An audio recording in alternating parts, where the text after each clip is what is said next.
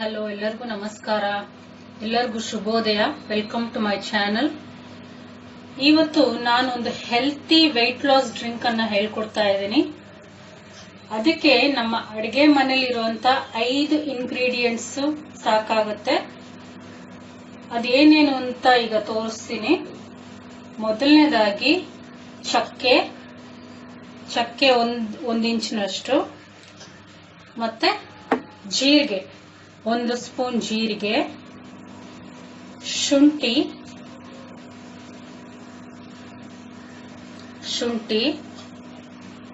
ಸ್ವಲ್ಪ, ಮತ್ತೆ pepper corns. ನೋಡಿ, ಈ ಪೆಪ್ಪರ್ ಕಾರ್ನ್ಸ್ ನ ಸ್ವಲ್ಪ ಜಜ್ಕೊಂಡಿದೀನಿ, ಸ್ವಲ್ಪ ಅರ್ಧ ಸ್ಪ್ಲಿಟ್ಸ್ ಆಗೋ ಹಂಗೆ ಕೋರ್ಸ್ಲಿ ಜಜ್ಕೊಂಡಿದೀನಿ. ಅದ್ರ ರಸನ ನೀರಲ್ಲಿ ಚೆನ್ನಾಗಿ ಬಿಡಬೇಕು ಅಂತ ಅಷ್ಟೇ. ಮತ್ತೆ ಅರಿಶಿಣ. ಈ 5 ಇಂಗ್ರೀಡಿಯೆಂಟ್ಸ್ ನ ಉಪಯೋಗಿಸಿ ಒಂದು ತುಂಬಾ ಹೆಲ್ತಿ ಆಗಿರುವಂತ ವೆಯ್ಟ್ ಲಾಸ್ ಡ್ರಿಂಕ್ ಅನ್ನ ಈಗ ಹೇಗ್ ಮಾಡೋದು ಅಂತ ಹೇಳ್ಕೊಡ್ತೀನಿ. ತುಂಬಾ ಸುಲಭ. ಇದು ಬೆಳಿಗ್ಗೆ ಎದ್ದಿದ ತಕ್ಷಣ ಎಂಟಿ ಸ್ಟಮಕ್ ಅಲ್ಲಿ ಕುಡಿದ್ರೆ ತುಂಬಾ ಎಫೆಕ್ಟಿವ್ ಆಗಿರುತ್ತೆ. ಇದಕ್ಕೆ ಮೊದಲು ಒಂದು ಬೌಲ್ ಅಲ್ಲಿ ಒಂದು ದೊಡ್ಡ ಟಂಬ್ಲರ್ ತುಂಬಾ ನೀರನ್ನ ತಗೊಂಡು ನೀರನ್ನ ಕಾಯಿಸಕ್ಕೆ ಇಡಿ. ನಾನು ಈ ಟಂಬ್ಲರ್ ಅಲ್ಲಿ ಒಂದು ಟಂಬ್ಲರ್ ಫುಲ್ ನೀರನ್ನ ಕಾಯಿಸಕ್ಕೆ ಇಟ್ಟಿದ್ದೀನಿ. ಆ ನೀರು ಸ್ವಲ್ಪ ಬಿಸಿ ಆಗ್ಲಿ. ಅದಕ್ಕೆ ಈ ಎಲ್ಲಾ ಇಂಗ್ರೀಡಿಯೆಂಟ್ಸ್ ನ ಆಡ್ ಮಾಡಬೇಕು. 5 ನಿಮಿಷ ಚೆನ್ನಾಗಿ ಕುದಿಯಕ್ಕೆ ಬಿಡಬೇಕು. ಅದ್ರ ಸತ್ವ ಎಲ್ಲ ನೀರಿನಲ್ಲಿ ಬಿಟ್ಟಾದ್ಮೇಲೆ 5 ನಿಮಿಷ ಬಿಟ್ಟು ಸ್ಟವ್ ಅನ್ನ ಆಫ್ ಮಾಡಿದ್ರೆ ನಮ್ ಡ್ರಿಂಕ್ ರೆಡಿ ಆಗುತ್ತೆ. ತುಂಬಾ ಸುಲಭ. ಈ ಇಂಗ್ರೀಡಿಯೆಂಟ್ಸ್ ಮನೇಲಿ ಯಾವಾಗ್ಲೂ ಇರುತ್ತೆ. ನಾವು ವೆಯ್ಟ್ ಲಾಸ್ ಮಾಡಕ್ ಎಷ್ಟೆಲ್ಲಾ ಕಷ್ಟ ಪಡ್ತೀವಿ, ಆದ್ರೆ ಇದೊಂದು ಡ್ರಿಂಕ್ ಮಾಡ್ಕೊಂಡು ನಾವು ಮನೇಲೆ ವೆಯ್ಟ್ ಲಾಸ್ ಅನ್ನ ಈಸಿಯಾಗಿ ಮಾಡ್ಕೋಬಹುದು. ಆಚೆ ಯಾವ ಮೆಡಿಸನ್ಸ್ ಟ್ಯಾಬ್ಲೆಟ್ಸ್ ತಂದು ಹಾಕೊಂಡು ವೆಯ್ಟ್ ಲಾಸ್ ಮಾಡ್ಕೋಬೇಕು ಅಂತ ದಯವಿಟ್ಟು ಪ್ರಯತ್ನ ಮಾಡಬೇಡಿ. ಅದೆಲ್ಲ ದೇಹಕ್ಕೆ ತುಂಬಾ ಹಾನಿ ಮಾಡುತ್ತೆ. ನಾನು ಈಗ ಯೂಸ್ ಮಾಡ್ತಾ ಇರೋಂತ ಇಂಗ್ರೀಡಿಯೆಂಟ್ಸ್ ತುಂಬಾ ಮೆಡಿಸಿನಲ್ ವ್ಯಾಲ್ಯೂ ಇರೋಂತದ್ದೇ, ನಿಮ್ಗೆಲ್ಲರಿಗೂ ಗೊತ್ತು. ಅದೇನು ಅಂತ ಒಂದೊಂದಾಗಿ ನಿಮ್ಗೆ ಹೇಳ್ತೀನಿ. ಗೊತ್ತಿದ್ರು ಪರವಾಗಿಲ್ಲ, ತಿಳ್ಕೊಳ್ಳಿ. ಇನ್ನೊಂದ್ಸರಿ ತಿಳ್ಕೊಳ್ಳಿ. ಈ ಕ್ಯುಮಿನ್ ಅಂದ್ರೆ ಜೀರಿಗೆ ಮತ್ತೆ ಜಿಂಜರ್ ಎರಡು ಕಾಂಬಿನೇಷನ್ ಎಷ್ಟು ಚೆನ್ನಾಗಿ ವರ್ಕ್ ಮಾಡುತ್ತೆ ಅಂದ್ರೆ ನಮ್ ಬಾಡಿಲಿ ಮೆಟಾಬಲಿಸಮ್ ಅನ್ನ ಜಾಸ್ತಿ ಮಾಡುತ್ತೆ. ಆದ್ರಿಂದ ವೆಯ್ಟ್ ಲಾಸ್ಗೆ ಅದು ಹೆಲ್ಪ್ ಮಾಡುತ್ತೆ. ಮತ್ತೆ ಬಾಡಿಲಿ ಶುಗರ್ ಲೆವೆಲ್ ಅನ್ನ ಬ್ಯಾಲೆನ್ಸಿಂಗ್ ಆಗಿಡುತ್ತೆ. ಇದೆರಡು ಕಾಂಬಿನೇಷನ್ ತುಂಬಾ ಸೂಪರ್ ರೀ. ಕ್ಯುಮಿನ್ ಮತ್ತೆ ಜಿಂಜರ್ ಕಾಂಬಿನೇಷನ್ ತುಂಬಾ ಸೂಪರ್.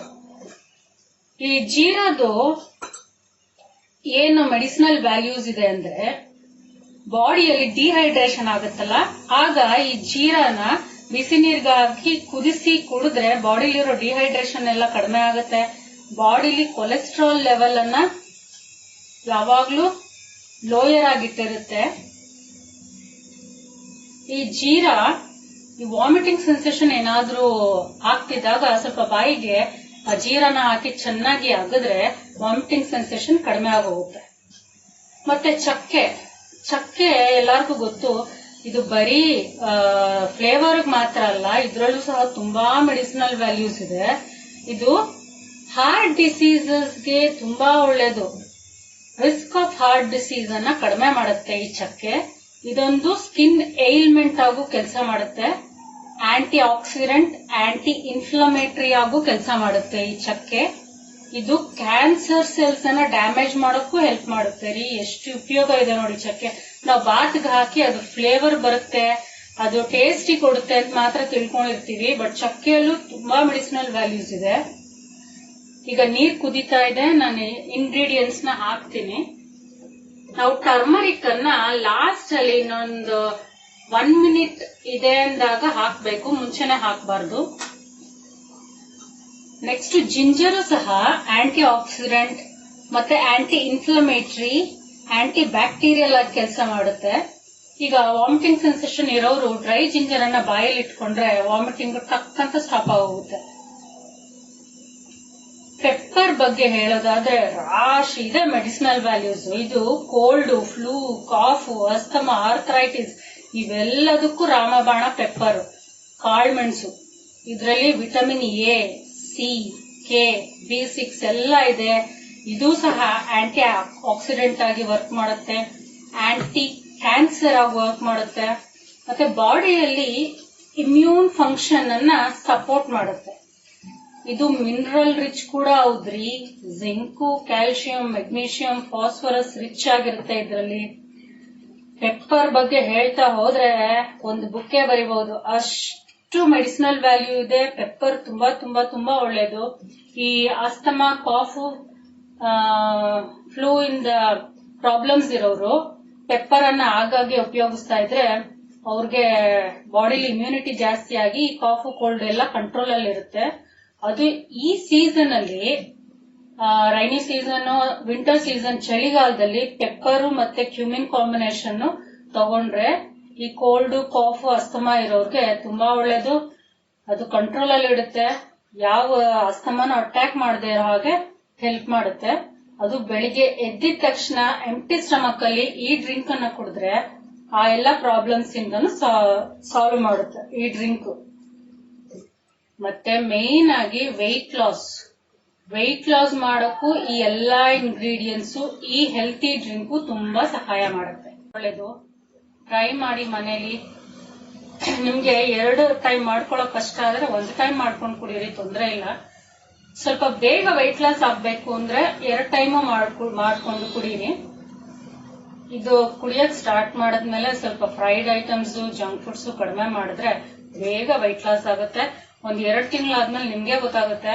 ನಾನು ಸುಮ್ನೆ ಹೇಳ್ತಾ ಇಲ್ಲ, ನಿಜವಾಗ್ಲೂ ಇದು ಎಕ್ಸ್ಪೆರಿಮೆಂಟ್ ಮಾಡಿ ನೋಡಿ, ವರ್ಕ್ ಆಗಿನೇ ಹೇಳ್ತಾ ಇದ್ದೀನಿ. ಈಗ ಇದು ಆಲ್ಮೋಸ್ಟ್ ಕುದ್ದು ರೆಡಿ ಆಗಿದೆ. ಲಾಸ್ಟ್ ಅಲ್ಲಿ ಇದಕ್ಕೆ ಸ್ವಲ್ಪ ಟರ್ಮರಿಕ್ ಅನ್ನ ಯೂಸ್ ಮಾಡ್ತೀನಿ. ಸ್ಪೂನ್ ಅಲ್ಲಿ ಅರ್ಧ ಚಮಚದಷ್ಟು. ಇದೊಂದು ಒಳ್ಳೆ ಆಂಟಿಸೆಪ್ಟಿಕ್ ಮತ್ತೆ ಸ್ಕಿನ್ ಪ್ರಾಬ್ಲಮ್ಸ್ಗೆ ಒಳ್ಳೇದಿದು. ಕ್ಯಾನ್ಸರ್ ಸೆಲ್ಸ್ ನ ಡ್ಯಾಮೇಜ್ ಮಾಡಕ್ ಹೆಲ್ಪ್ ಮಾಡುತ್ತೆ. ಅಂಡ್ ಟರ್ಮರಿಕ್ ಅನ್ನ ಸ್ಕಿನ್ಗೆ ನಾವು ಹಚ್ಕೋತೀವಿ, ಅದು ಯಾಕೆಂದ್ರೆ ಸ್ಕಿನ್ ಪ್ರಾಬ್ಲಮ್ಸ್ ನ ಎಲ್ಲ ಸಾಲ್ವ್ ಮಾಡುತ್ತೆ ಅಂತ.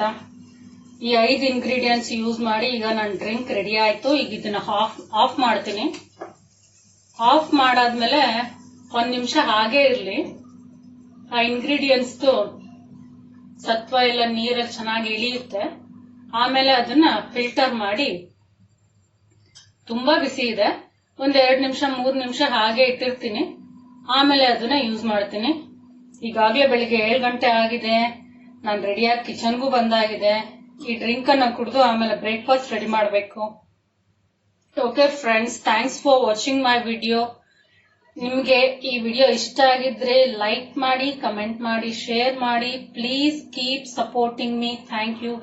ಈ ಡ್ರಿಂಕ್ ಅನ್ನ ಈಗ ಫಿಲ್ಟರ್ ಮಾಡಿ ನಾನು ನಿಮ್ಗೆ ತೋರಿಸ್ತೀನಿ. 1 ನಿಮಿಷ.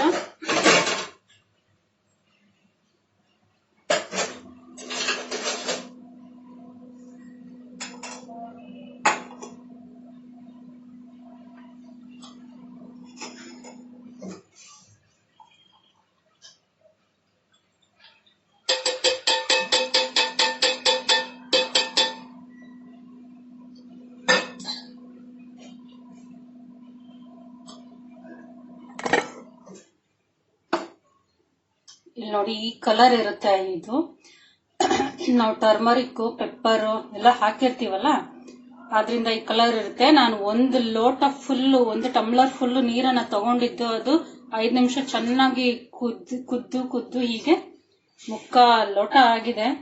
ಇದು ತುಂಬಾ ಬಿಸಿ ಇದೆ. ಇದು ಆರಾದ್ಮೇಲೆ ನಾನು ಕುಡಿತೀನಿ. ಎಲ್ಲರಿಗೂ bye, take care, see you soon.